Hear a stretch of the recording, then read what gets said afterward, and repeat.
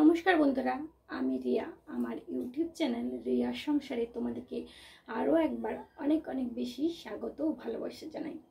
আজকে তোমাদের সামনে একটা অত্যন্ত গুরুত্বপূর্ণ বিষয়ে কথা বলার জন্য চলে এসেছি। তো আজকে তোমাদের সাথে যে বিষয়ে কথা বলবো সেটা হচ্ছে মেয়েদের জীবন নিয়ে কিছু সত্যি কথা। আসলে অধিকাংশ ছেলেরা কি করে বলতো, যে অতি সহজ সরল মেয়েদেরকে ঠকায় আর অতি পণ্ডিত মেয়েদের প্রেমে পড়ে। মেয়েরা তাদের বাবাকে কেন এত বেশি ভালোবাসে জানো?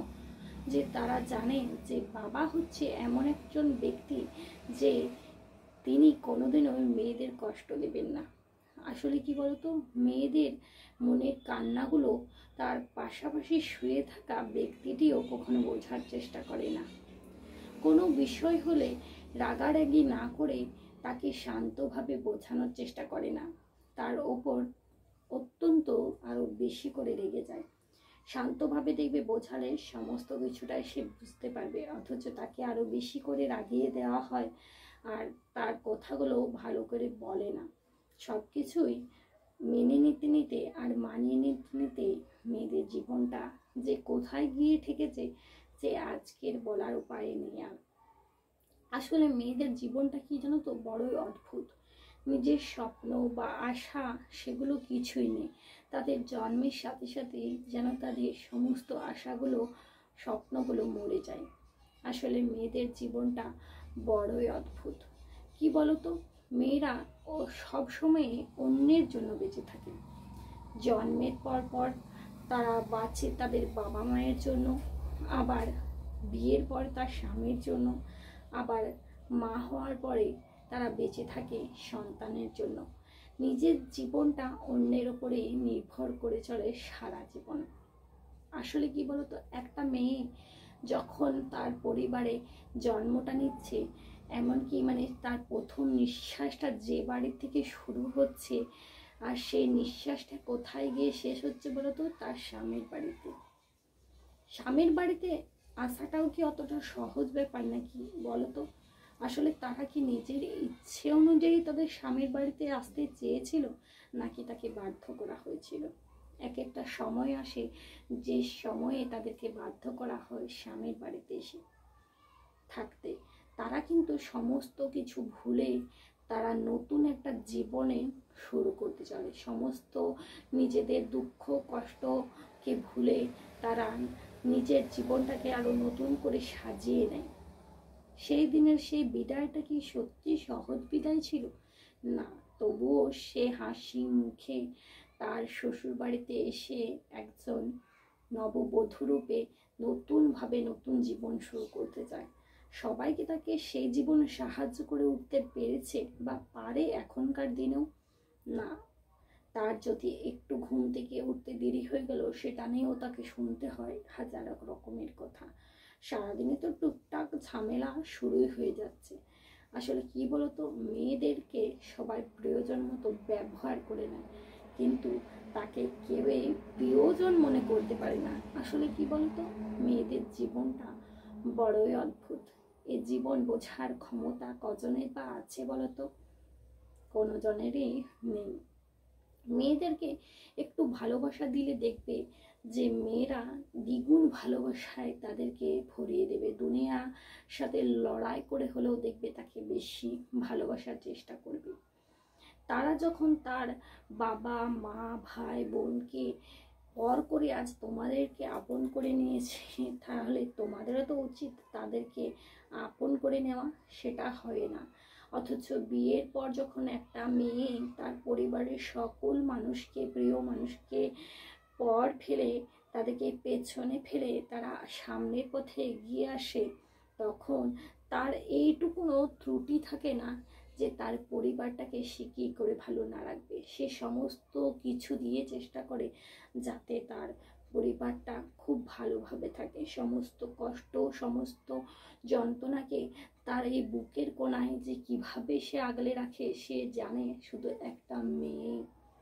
বলো তো কি, যে পরিবারের যদি সকল মানুষই খারাপ হয় আর তার পাশে যদি তার স্বামী থাকে, তাহলে তার হয়তো কষ্টটা একটু কম হয়। আবার সেই জিনিসটা যদি উল্টো হয়, যদি তার পাশে কেউই থাকে না, তাহলে একটি মেয়ে কোথায় গিয়ে দাঁড়ায় তোমরা ভাবো তো।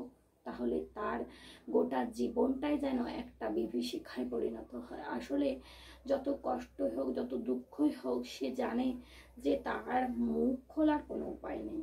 আসলে সমস্ত কিছুটাকে মুখ বন্ধ করে তাকে সহ্য করে নিতে হয়, কারণ সে জানে যে সে যেখানে থাকে সেটা একটা পরের বাড়ি, আর পরের বাড়িতে তারা যা বলবে তাকে সেটাই মেনে নিতে হবে।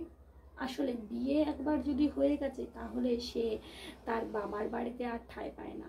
যেখানে তার জন্ম হলো সেখানেই তার ঠাঁই হয় না।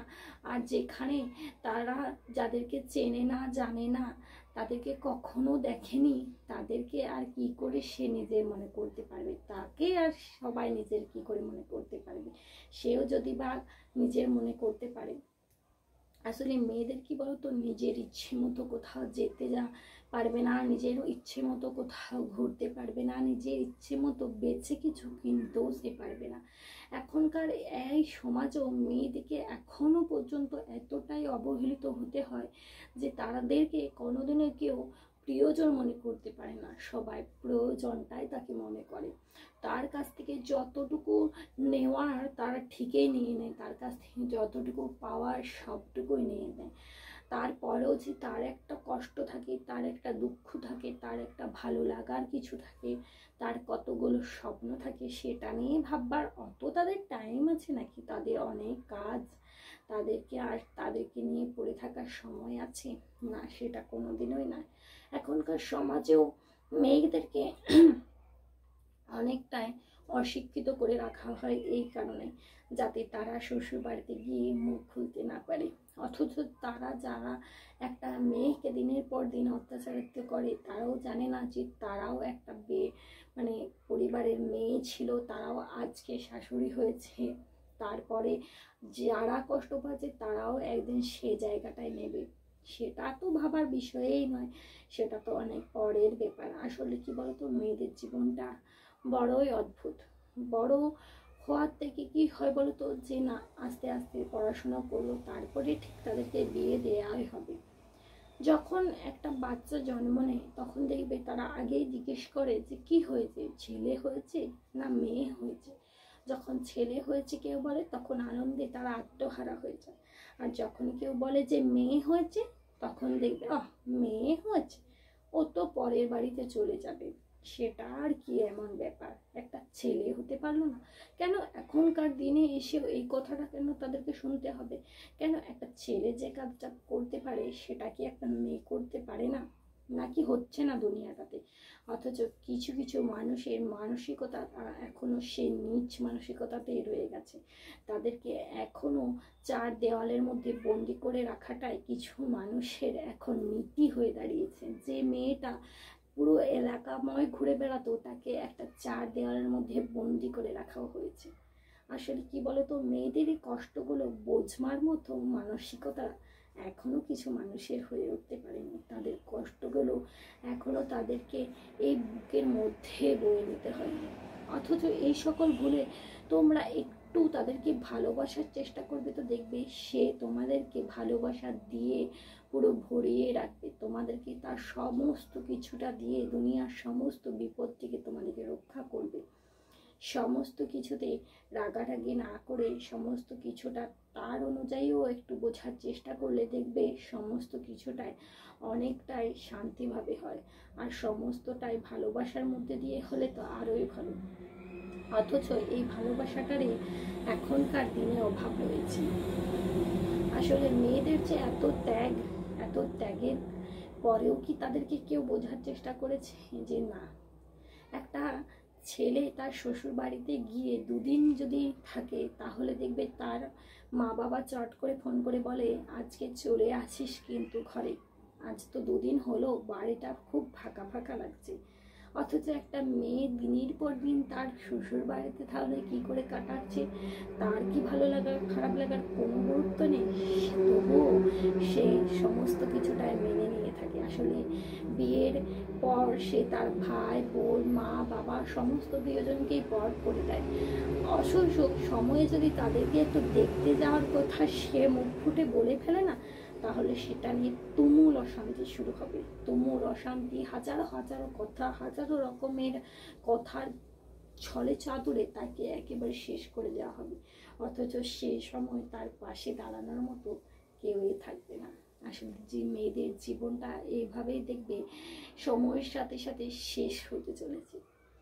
এখনো আজকের দিনে দাঁড়িয়েও মেয়েদেরকে এতটাই অবহেলা করা হচ্ছে যে তারা তাদের নিজেদের মতো করে চলাফেরা বলো, কাজের জায়গায় বলো, সেখানে সুরক্ষিতও নয়, এমনকি তারা ভালোভাবে বাঁচতেও পারে না। তাদেরকে যে একটা নীচ মানসিকতায় রাখা হয় সেটা স্বাভাবিক। আজকে অনেকগুলোই তোমাদেরকে কথা বললাম, জানি না কে কে আমার মতের সাথে মিল দেবে, তবুও কতগুলো মনের কথা তোমাদের সাথে শেয়ার করলাম। যদি ভিডিওটি তোমাদের ভালো লাগে তাহলে অবশ্যই চ্যানেলটিকে সাবস্ক্রাইব করে আমার পাশে থেকো। অবশ্যই ভিডিওতে একটি লাইক করে দিও, কমেন্ট করে জানাতে ভুলো না আমার এই ভিডিওটি তোমাদের কেমন লেগেছে।